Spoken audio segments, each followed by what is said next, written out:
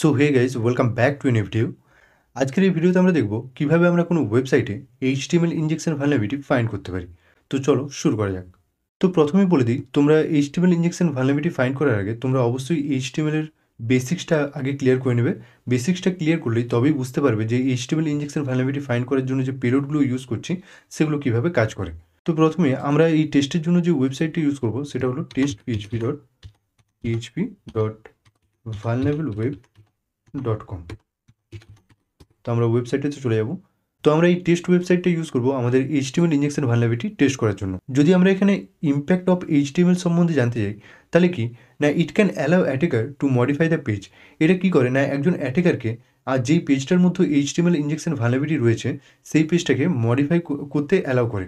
অর্থাৎ কি না, কোনো যদি ওয়েবসাইটে সাপোজ এই যে ওয়েবসাইটটা আমি টেস্ট ওয়েবসাইটটা খুলে রাখছি, এই ওয়েবসাইটটাতে যদি কোনো এইচটিএমএল ইনজেকশন ভালনারেবিলিটি থেকে থাকে, তাহলে কি না, একজন অ্যাটাকার সম্পূর্ণ ওয়েব পেজটাকে মডিফাই করতে পারে। নেক্সট কি, you can redirect a user to a malicious site. অর্থাৎ কি, আমরা কোনো লেজিট ইউজারকে একটা ম্যালিসিয়াস ওয়েবসাইটে রিডাইরেক্ট করতে পারি যদি সেই ওয়েবসাইটটাতে এইচটিএমএল ইনজেকশন ভালনারেবিলিটি থাকে। এইচটিএমএল ইনজেকশন ভালনারেবিলিটি ফাইন্ড করার জন্য প্রথমে আমাদেরকে একটা ইনপুট প্যারামিটার খুঁজতে হবে।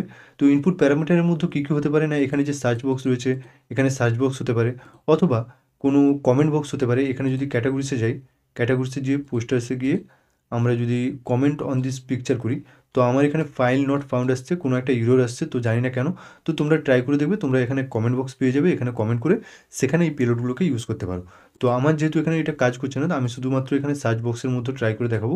তো বাকিটা তোমরা কোনো কমেন্ট বক্স অথবা তোমরা কোনো কন্ট্যাক্ট বক্স যেগুলো থাকে সেগুলোতে ট্রাই করে দেখে নিতে পারো। তো প্রথমে আমরা একটা সিম্পল পেলোড ইউজ করব, সেটা হলো হেডিং ট্যাগ। তো হেডিং ট্যাগ কীরকম না, যারা এইচটিএমএল বেসিক্স জানা আছে তারা নিশ্চয়ই জানো হেডিং ট্যাগ কী। এখানে কি হয় না, H1, H2, H3, H4 আর H5 বলে টোটাল 5টা এখানে ট্যাগ থাকে। তো এখানে 5টা ট্যাগে কী হয়, 1 মানে সবচেয়ে বড় আর H5 মানে সবচেয়ে ছোট। তো আমরা যে সিম্পল পেলোডটা ইউজ করবো সেটা খানিকটা এরকম, H1,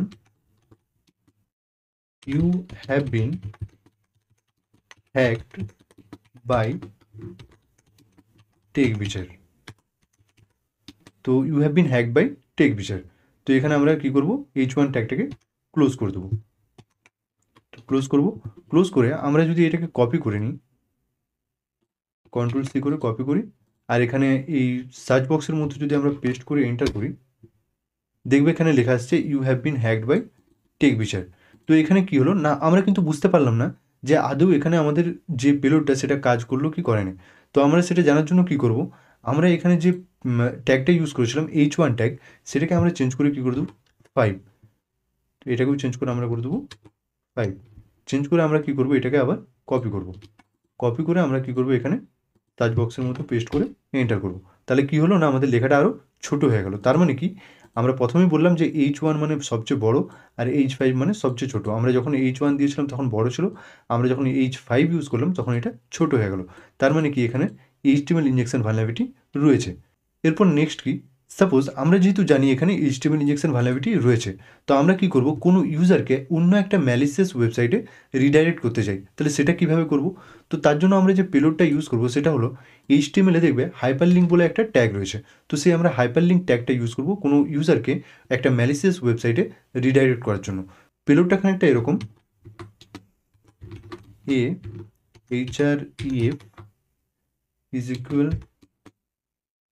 ডাবল কোটেশন http:// দিয়ে আমরা তোমরা যে ম্যালিসিয়াস ওয়েবসাইটটার নাম এখানে দিতে চাও সেই নামটা এখানে দিয়ে দেবে। আমি আপাতত এখানে ইউজ করছি GWGLE google.com। দিয়ে আমরা কী করব, স্ল্যাশ দেবো, স্ল্যাশ দিয়ে ডাবল কোটেশন দিয়ে আমরা কী করব, এখানে ক্লোজ করব ট্যাগটা। ক্লোজ করে এখানে টেকবিচার টাইপ করে দেবো। টেকবিচার লেখাটা আমাদের কী হবে না, হাইপার লিঙ্ক হবে। টেকবিচার দিয়ে আমরা ট্যাগটাকে এখানে এই ট্যাগটাকে ক্লোজ করে দেবো। ক্লোজ করে আমরা যদি এটাকে কপি করি, কপি করে এখানে যদি সার্চ বক্সের মধ্যে পেস্ট করে এন্টার করি, দেখবে কী হলো না, আমাদের টেকবিচার যে লেখাটা সেটা এখানে হাইপার লিঙ্ক হয়ে গেছে। তো আমরা যদি এখানে টেকবিচার লেখাটার মধ্যে যদি ক্লিক করি, তাহলে কী হলো না, আমরা google.com-এ এখানে রিডাইরেক্ট হয়ে গেলাম। তো দেখবে এখানে https://www.google.com। তো আমরা কী হলো না, আমাদের যে টেস্ট সাইটটা ছিল, টেস্ট সাইটটা থেকে এখানে টেকবিচারে ক্লিক করতেই আমরা google.com-এ রিডাইরেক্ট হয়ে গেলাম। তো কোনো ওয়েবসাইটে যদি এরকম ভালনারেবিলিটি থেকে থাকে, তাহলে কী হবে না, আমরা কোনো ইউজারকে একটা ম্যালিসিয়াস ওয়েবসাইটেও রিডাইরেক্ট করতে পারি এইভাবে। তো এইভাবে তোমরা কোনো ওয়েবসাইটে HTML ইনজেকশন ভালনারেবিলিটি ফাইন্ড করতে পারবে। তো আমি দেখবে এখানে একটা টেক্সট ফাইল ওপেন করে রাখছি।